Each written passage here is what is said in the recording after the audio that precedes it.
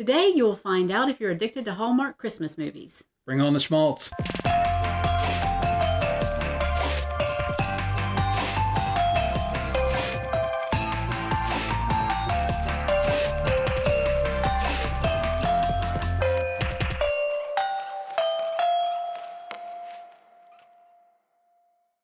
Hey, and welcome to Schmaltzmark. This is Kelli. I am her lovely husband, Wayne. And it is the most wonderful time of the year. And what time is that, Kelli? It is Hallmark Christmas movie season. Yes, it is. Yay! That's why we're here. That's why we do this show. And in fact, Hallmark and Hallmark Movies and Mysteries are both already playing Christmas movies all day, every day. And yet people still expect everyone to go to work. I don't understand how that works. Me either. You know, there's going to be a ton of new premieres. What are there? 33? 33 new holiday films between the two networks this year. We are going to review every single one of them for you as they come out. In fact, the first movie of the season, Marry Me at Christmas, premiered last weekend, and we'll have a review of that later in this episode. But first, we have to talk about a very serious issue. It starts simply enough. You watch a few Hallmark Christmas movies. That seems innocent. Then you watch a few more. Okay. Soon, you're just watching Hallmark Christmas movies all day, nonstop. You don't take care of yourself. You stop eating. You stop bathing. You never get off the sofa. You just throw Christmas candy down on the floor for the kids to just scrabble around and make do. This problem that we're describing, of course, is Hallmark Christmas movie addiction. It's time for 10 Signs of Hallmark Christmas Movie Addiction. All right, Kelli, so we can just run through this list quickly because we do have a review we need to do today. But like we said, it's an important topic. It is. If you've got maybe 3 out of these 10 symptoms, you might start to think that you have a problem. If you've got 5, it might be time to seek counseling. Yes. If you have all 10? If you've got all 10, I don't even know what to tell you. I don't think there is any help for you. There is no help. I mean, all we can do is just put you out on a nice flow and with a TV, of course. So you can watch your Hallmark Christmas movies as you float off to your death. Yes. So, let's get into it. All right. Number 1, sudden, uncontrollable urge to sculpt ice. Oh, yeah, I've had this. Seriously? Yeah, I've dealt with this problem before. You know what? As a matter of fact, I think I need to deal with this symptom right now. We can keep going through this list, but you can join me if you like. What are you doing? I'm going to sculpt your likeness in some ice. I think they usually use slightly larger blocks than these, but this'll be fine. Trust me, it's okay. No. The key to ice sculpting is you've got to have the proper tools. For example, I have this is not. I have a dirty screwdriver and a hammer, so that this will start. You know, the key to this, Kelli, the key to ice sculpting is to carve away everything that doesn't look like your subject. So most of this doesn't look like you at all, but I'm going to find you in the ice, if you will. Alrighty then. You know, I was supposed to read number 2, but if you want to go ahead and take that one, I'm just going to get us started here. Oh, nice clean. Sorry, I didn't mean to interrupt. Describing life with Hallmark tropes. I've done this. Oh, haven't we all? Yeah. Perfect example. I've heard you talk about your dating life, you know, in terms of wrong guy versus right guy. Yes. Wrong guy was everyone prior to 1996. And right guy was the one guy since then. And number 3, decorating for Christmas early, like July, for example. We've done that too. We used to have something called Christmas in July in our house because we have several birthdays that all happened within just a couple of days of each other. Yes, and then 1 2 weeks later. Right, so. and so we would have both sets of parents would come and stay with us, you know, because when our daughter was, especially when she was an only, early in her life, everybody wanted to gather around to celebrate her birthday. So we had both sets of parents there, and Hello, this is Pippin. Pippin, the whole world, Pippin. Yes. So we would all get together, and we just referred to it as Christmas in July. So everybody got gifts in late July, and I think, did we actually put the tree up a couple of times? Once or twice, I think. Once or twice, yeah. All right, I got to get back to some sculpting here. You just move on with the list. Number 4, plucking all of your houseplants. Should we explain what flocking is? Yes, it's the spray snow. I guess is the best way. It's like a snow, a fake snow. A fake snow, yeah. Right? People use it to decorate their windows to make them look, Christmassy, especially if you live in the deep South. I've seen Hallmark Christmas movies where they actually spray it on cars because they're shooting in the middle of summer. Right. In Canada. Right. It may snow in the summer in Canada. I have no idea. Never been there. I got to refine my technique a little bit here. So one of the things that they often do is they will fire the ice a little bit. Don't worry, the ice will not catch on fire. I promise you. Now I've never done that with my houseplants because I don't have houseplants because I have a black thumb. It's because you keep flocking them and it kills the plants. Wow. Don't flock your plants, people. Don't be a flocker. Number 5, naming your pets after mulling spices. Oh, I see. I like this idea. And I think we should have done this a lot sooner. Well, it's too late now. They have their names and it is what it is. But we could change their names. We could have cinnamon, ginger, allspice, Clovis, single barrel spiced rum. That's a good name for a cat. A little long. Come here, little single barrel spiced rum. See? It works. You know what? Maybe we just buy a kid on the black market and name him that. Single barrel spiced rum Franklin. Kid would be very popular. Number 7, classifying every guy as wrong guy or right guy. That's exactly what we were talking about earlier. And it doesn't have to be just guys that a woman is dating. You classify every man you meet. You just go ahead and just make that snap judgment. What category does he fit in? Yeah. Hey, there goes the mailman. Clearly a right guy. Clearly a right guy. Hey, look, it's our lawyer. Big city. Yeah. And, and it's tough in a town like this. We live in a medium-sized city, so I don't really know where they fit. And what if they just live in the suburbs? Yeah. What part of town do they live in? I guess that would determine the wrong guy, right guy status. Yeah. If it feels like a big city, probably a wrong guy. Probably. Unless he's, like an artist or something like that. An ice sculptor. Pure sex appeal.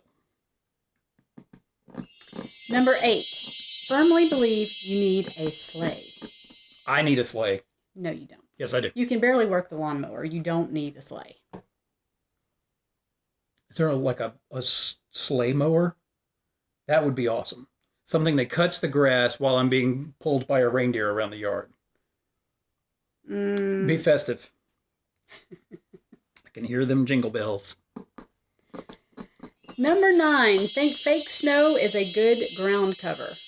Now that would solve the lawnmower issues. It would solve the lawnmower issues. We just spray about 6 inches of foam out there every day so that nobody can really see the grass. Yes. I mean, we should talk about this. Hallmark, we love you.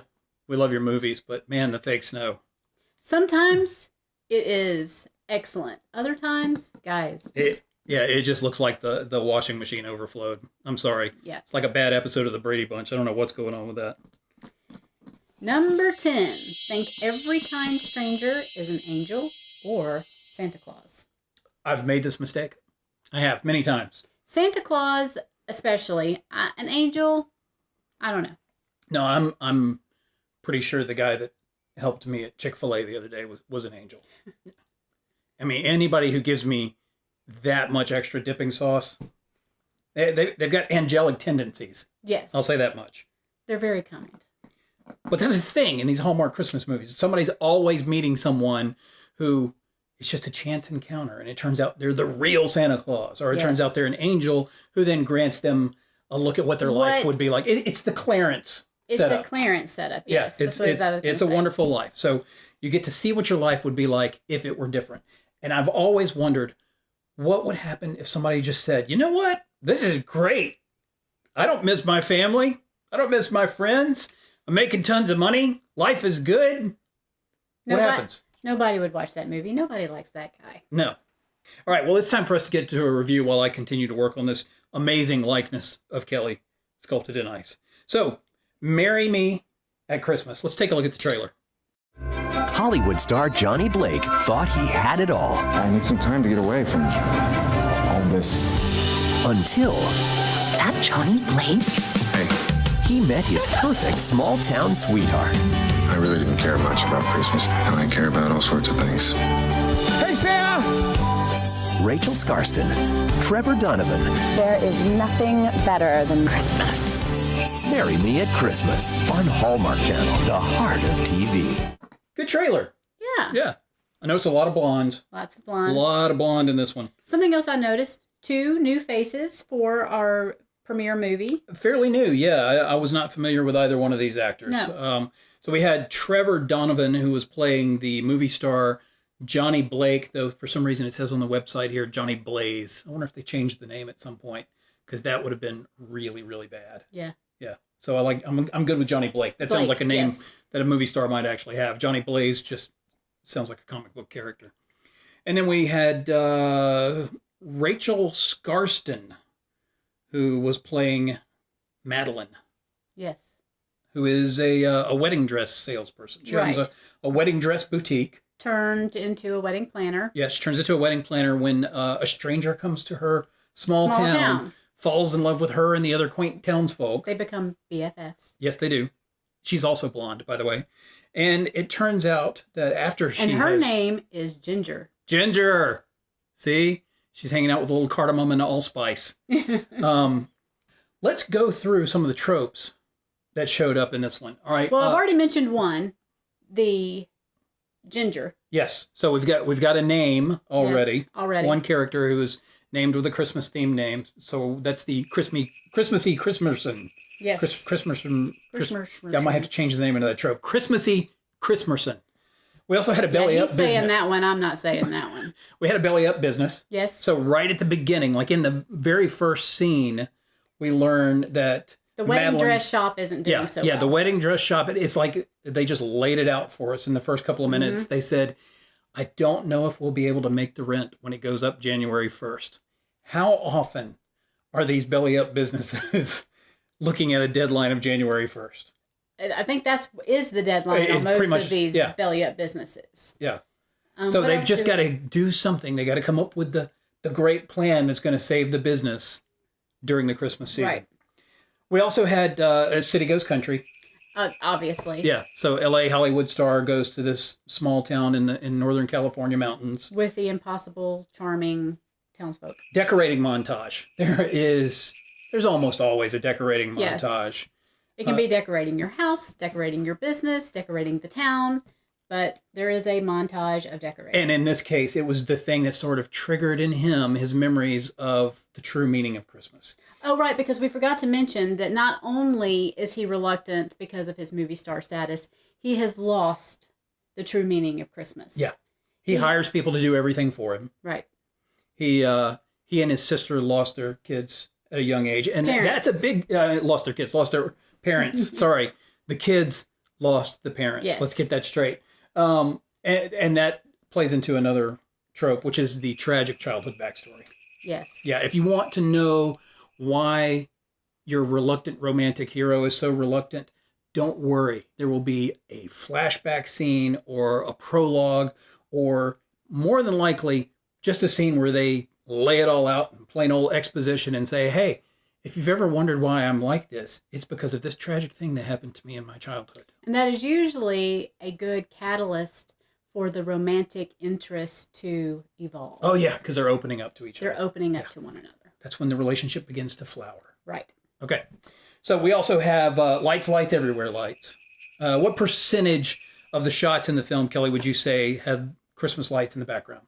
I think this one did a fairly good job not overwhelming the audience with too much Christmas light, as far as I can recall. But I can't right now. I can't put my finger on any one scene that didn't have them though. There were no scenes that jumped out at me where I thought, "Hey, look, no Christmas lights." I pointed out one to you, I think, when we were watching it, but that was just one.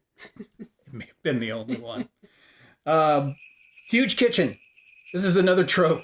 Yes, It's this is just what insane. I was talking about in the last video, that, you know, they run a Christmas tree lot or whatever, and they have these gigantic houses that always have a huge kitchen. Yeah, there's again, she's got a failing business, Yes. her failing wedding dress shop, yet she lives in this house with a kitchen that had to be like 1,200 square feet. Had to be. It was insane, and everything's brand new. And bigger, that was bigger than our first house. Big Sub-Zero fridge. Yes. You know, probably has a walk-in freezer. I have no idea.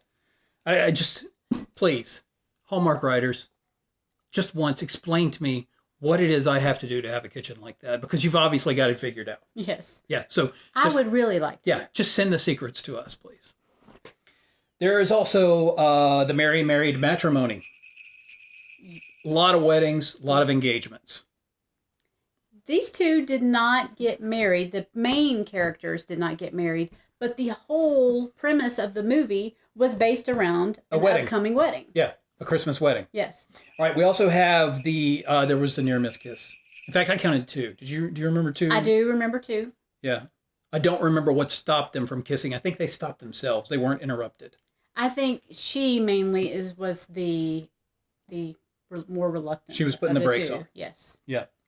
We covered the quaint townsfolk. We covered the non-problem problem, which, in this case, it was an unfortunate misunderstanding. It was an unfortunate misunderstanding. Are we giving spoilers here? Possibly. Okay. So cover your ears if you don't want the ending of this fine piece of cinema to be spoiled for you. Spoiler alert in 3, 2, 1. Okay, Kelly, now let's explain the misunderstanding. Okay, she saw him on TV having what looked like a romantic dinner with a upcoming co-star. And this was on like a TMZ type show, just right.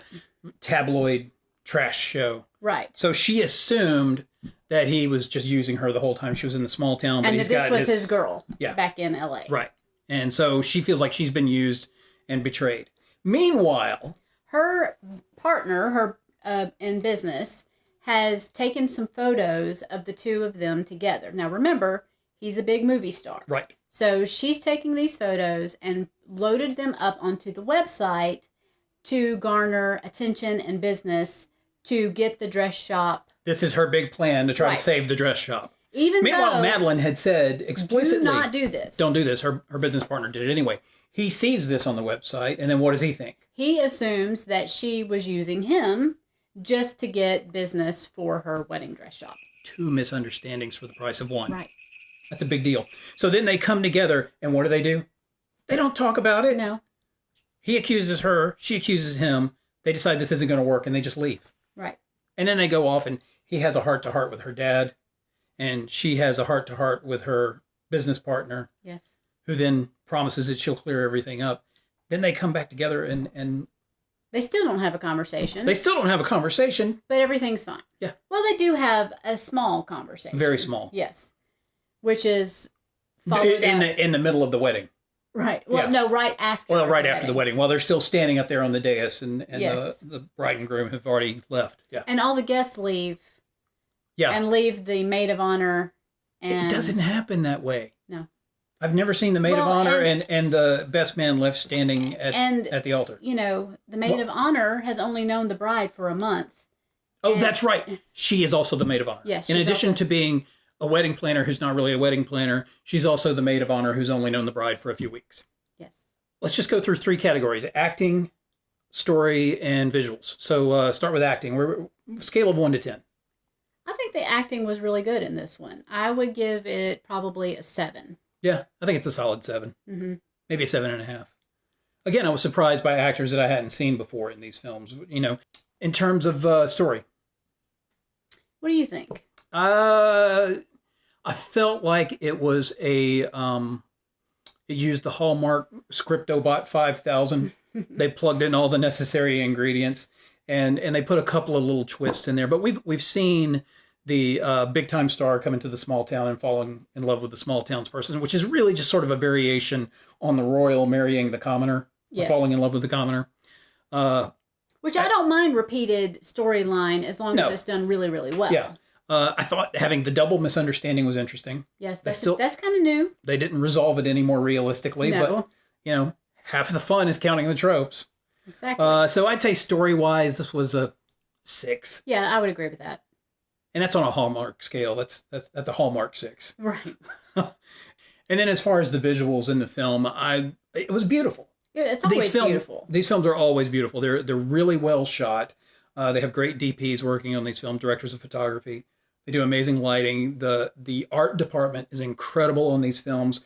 They want you to feel the spirit of Christmas when you watch the film. And it always works. Always works. So I'd say as far as visuals, I'd give it 8 out of 10.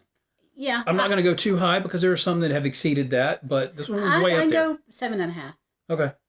So, Kelly, that's it for our review, and that's it for this episode. But first, the big reveal. My sculpture of Kelly's likeness in ice.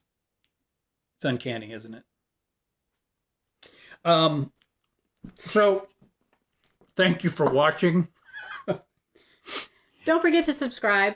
Don't forget to subscribe. Don't forget to like this video. And don't forget to comment below with your thoughts on Marry Me at Christmas or other signs of Hallmark Christmas movie addiction. Kelly, it's not schmaltz. Unless it ends with a kiss.